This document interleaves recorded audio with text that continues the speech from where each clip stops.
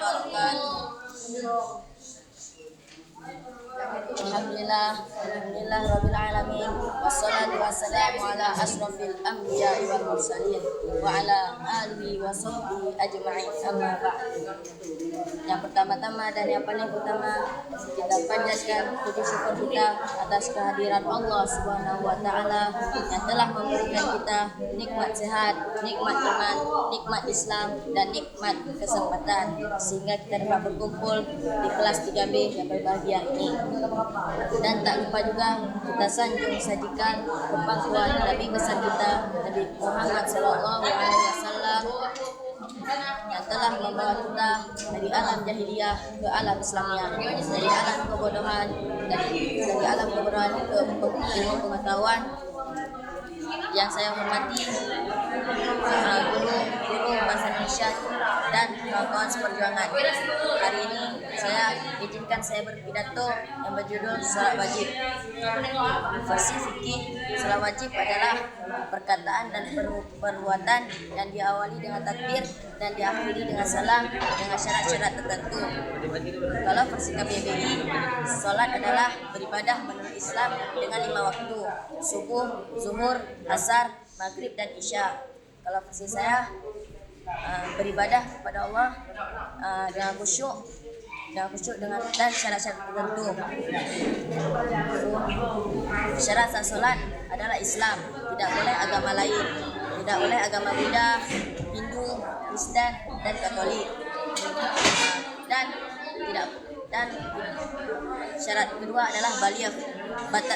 Syarat-syarat baligh ada 2. Yang pertama mimpi basah atau 15 tahun ke atas.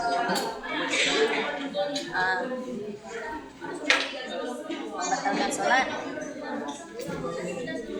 ada banyak, tapi saya tidak sebutkan semua.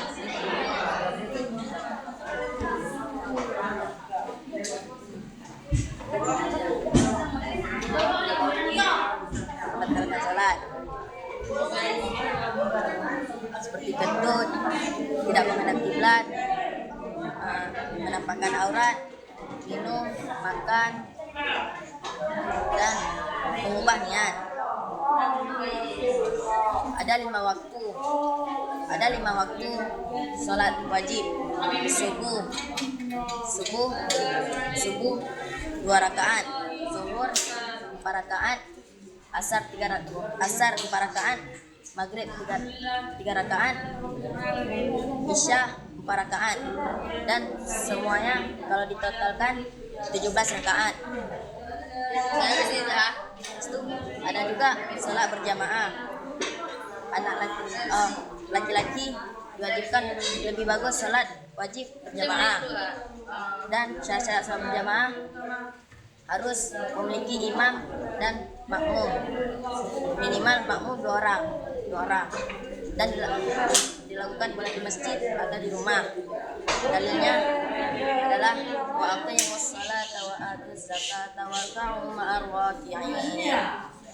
Dirikanlah salat dan tunaikanlah zakat dan rukuklah bersama orang-orang yang rukuk. Kesimpulannya, kita tidak boleh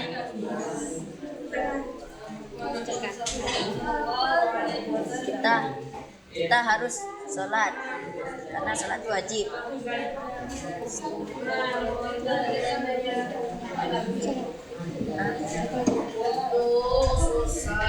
Kita harus salat sebelum kita disolatkan. Kalau tidak salat, maka kita akan berdosa dan mendapatkan azab dari Allah Subhanahu wa taala. Kalau kita mengerjakan salat, maka kita akan dapat pahala dan masuk surga.